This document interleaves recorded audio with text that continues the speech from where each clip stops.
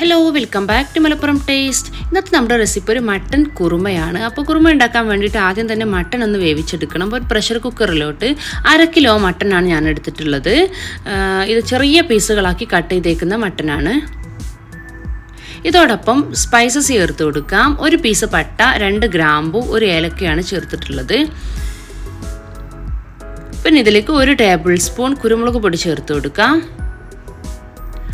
1 teaspoon ഉപ്പും കൂടെ ചേർക്കാം.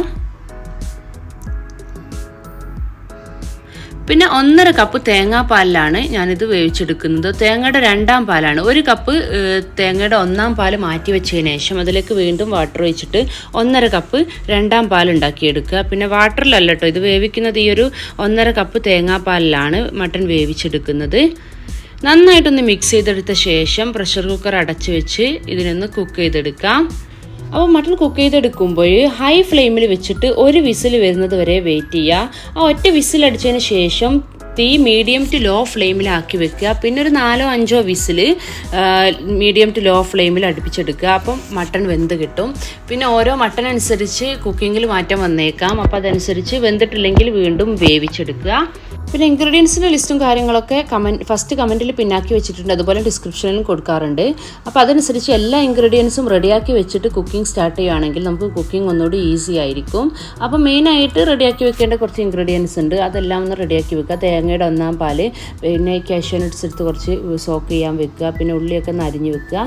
പിന്നെ എല്ലാ ഇൻഗ്രീഡിയൻസും ഒന്ന് റെഡിയാക്കി വെച്ചതിന് ശേഷം ഞാൻ ഈ പറഞ്ഞ പോലെ കുക്കിംഗ് സ്റ്റാർട്ട് ചെയ്യുക. അപ്പോൾ നമുക്ക് കുക്കിംഗ് ചെയ്യുന്ന സമയത്ത് ഞാൻ ബാക്കിയുള്ള ഇൻഗ്രീഡിയൻസും കാര്യങ്ങളൊക്കെ പറഞ്ഞു തരാം. പിന്നെ അതിന് മുന്നേ റെഡിയാക്കി വെക്കാനുണ്ടെങ്കിൽ ഡിസ്ക്രിപ്ഷനിലും അതുപോലെ തന്നെ കമൻറ്റ് ബോക്സിലും നോക്കി റെഡിയാക്കി വെക്കുക.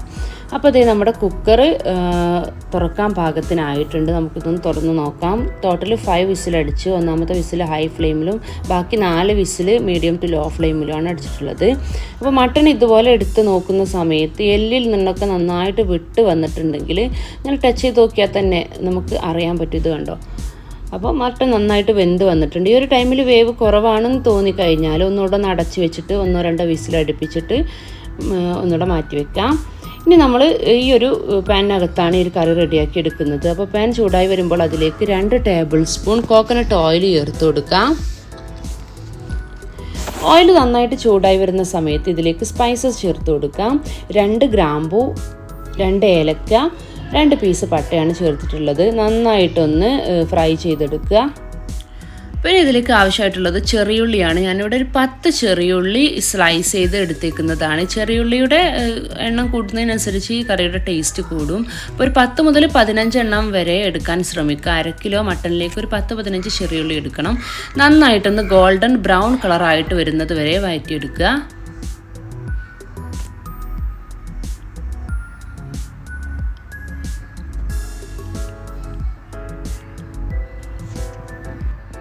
അപ്പോൾ ഇനി ഇതിലേക്ക് ഇഞ്ചി, വെളുത്തുള്ളി, പച്ചമുളക് കൂടെ ചതച്ചതാണ് ചേർത്ത് കൊടുക്കേണ്ടത്.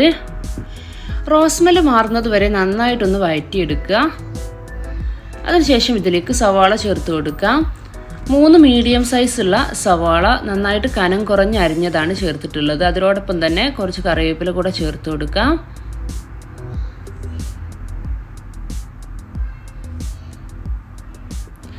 നമ്മൾ മട്ടനിൽ ഉപ്പിട്ടതുകൊണ്ട് തന്നെ ഞാൻ ഇതിലോട്ട് ഇപ്പോൾ ഉപ്പ് ചേർക്കാതെയാണ് വഴറ്റിയെടുക്കുന്നത്. മട്ടൻ ഇതിലോട്ട് ഒഴിച്ചതിന് ശേഷം ഉപ്പ് നോക്കിയിട്ട് ആവശ്യമുണ്ടെങ്കിൽ പിന്നെ ചേർത്ത് കൊടുത്താൽ മതി. ഇനിയിപ്പോൾ ഇതിലൂടെ ഉപ്പിട്ടിട്ടുണ്ടെങ്കിൽ ചിലപ്പോൾ അത് കൂടിപ്പോകും. അപ്പോൾ നന്നായിട്ടൊന്ന് വഴറ്റിയെടുക്കുക. നല്ല ട്രാൻസ്പെറൻ്റ് ആയി വരുന്നത് വരെ വഴറ്റിയെടുക്കണം. അപ്പോൾ ഇത്രയും പാകമായി വരുന്ന സമയത്ത് ഇതിലേക്ക് നമ്മൾ വേവിച്ച് വെച്ചേക്കുന്ന മട്ടനാണ് ചേർത്ത് കൊടുക്കേണ്ടത്. നമ്മൾ വേവിച്ച ആ ഒരു വെള്ളത്തോടൊപ്പം തന്നെ മട്ടൻ ഇതിലോട്ട് ഒഴിച്ചു കൊടുക്കാം. നന്നായിട്ട് ഇളക്കിയിട്ട് നമ്മൾ ഈ വഴറ്റിയെടുത്ത മസാലയിൽ നന്നായിട്ടൊന്ന് മിക്സാക്കി എടുക്കുക. അതിനുശേഷം ഇത് തിളച്ച് വരുന്നത് വരെ വെയിറ്റ് ചെയ്യുക.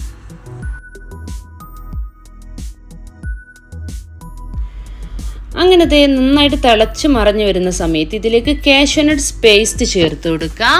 അപ്പോൾ ഞാൻ ഇൻഗ്രീഡിയൻസിൻ്റെ ലിസ്റ്റിൽ നല്ല ഡീറ്റെയിൽ ആയിട്ട് കൊടുത്തിട്ടുണ്ട്. കാഷ്യൂ നട്ട്സ് ഒരു 15 കാഷ്യൂ നട്ട്സ് എടുത്തിട്ട് കുറച്ച് നേരം ഒന്ന് വെള്ളത്തിലിട്ട് സോക്ക് ചെയ്ത് വെക്കുക. അതിനുശേഷം അത് നന്നായിട്ട് പേസ്റ്റാക്കി അരച്ചെടുക്കുക.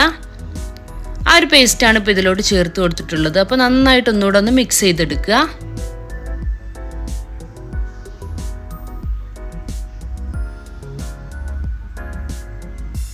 ഈ കാഷ്യൂനട്ട്സ് പേസ്റ്റും നന്നായിട്ടൊന്ന് തിളച്ച് വരുന്നത് വരെ വെയിറ്റ് ചെയ്യുക. ഒന്ന് അടച്ചു വെച്ചിട്ട് 2-3 മിനിറ്റ് നേരം ഒന്ന് കുക്ക് ചെയ്തെടുക്കുക.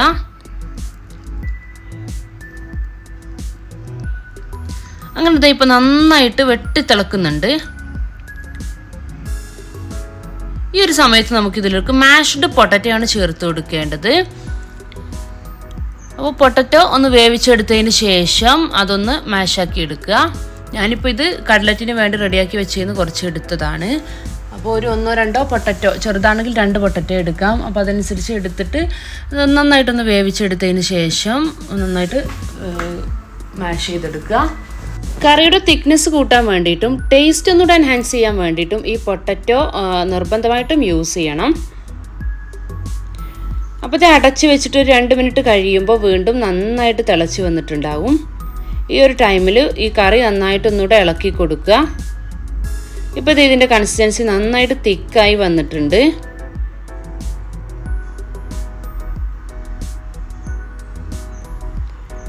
ഇനി അവസാനമായിട്ട് നമുക്ക് ഇതിലോട്ട് ചേർക്കാനുള്ളത് തേങ്ങയുടെ 1-ാം പാലാണ്. അപ്പോൾ ഇത് തേങ്ങയുടെ 1-ാം പാൽ ചേർത്തിട്ട് പിന്നെ തിളപ്പിച്ചെടുക്കരുത്. അപ്പം തന്നെ തീ ഓഫ് ചെയ്ത് കൊടുക്കുക. അതോടൊപ്പം തന്നെ അല്പം മല്ലിയില കൂടെ തൂവി കൊടുക്കാം. നന്നായിട്ട് ഒന്നുകൂടെ ഇളക്കി മിക്സാക്കി എടുക്കുക. പിന്നെ തേങ്ങയുടെ 1-ാം പാൽ ഒഴിച്ച ശേഷം തിളപ്പിച്ചിട്ടുണ്ടെങ്കിൽ അതിൻ്റെ ടേസ്റ്റ് മാറും. അപ്പം 1-ാം പാൽ ഒഴിക്കുന്നതിൻ്റെ മുമ്പായിട്ടോ അല്ലെങ്കിൽ 1-ാം പാൽ ഒഴിച്ച ഉടനെയോ ഈ ഫ്ലെയിം അങ്ങ് ഓഫ് ചെയ്ത് കൊടുക്കണം. അപ്പോൾ ഇത് കറി സെറ്റ് ആയിട്ടുണ്ട്. ഇങ്ങനെ തന്നെ സെർവ് ചെയ്യാവുന്നതാണ്. അപ്പോൾ ഞാൻ ടേസ്റ്റൊക്കെ ഒന്നുകൂടെ എൻഹാൻസ് ചെയ്യാൻ വേണ്ടിയിട്ട് ഇതിലേക്കൊരു ടെമ്പറിങ് കൂടെ ചേർക്കുന്നുണ്ട്.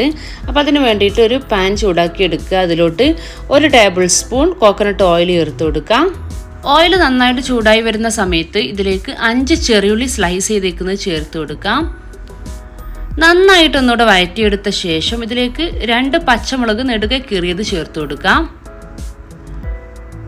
ഒന്നും കൂടെ ഒന്ന് വഴറ്റിയെടുത്ത ശേഷം ഇതിലേക്ക് അല്പം കറിവേപ്പില കൂടെ ചേർത്ത് കൊടുക്കാം. അങ്ങനെ എല്ലാം കൂടെ ഈ ഒരു ചെറിയുള്ളി ഗോൾഡൻ ബ്രൗൺ കളർ ആകുന്നത് വരെ നന്നായിട്ടൊന്ന് വഴറ്റിയെടുക്കുക. അപ്പോൾ ഇതുപോലെ അങ്ങ് കളർ മാറി വരുന്ന സമയത്ത് ഫ്ലെയിം ഓഫ് ചെയ്തിട്ട് നമ്മൾ നേരത്തെ റെഡിയാക്കി വെച്ചേക്കുന്ന കറിയിലോട്ട് ഇത് ചേർത്ത് കൊടുക്കാം.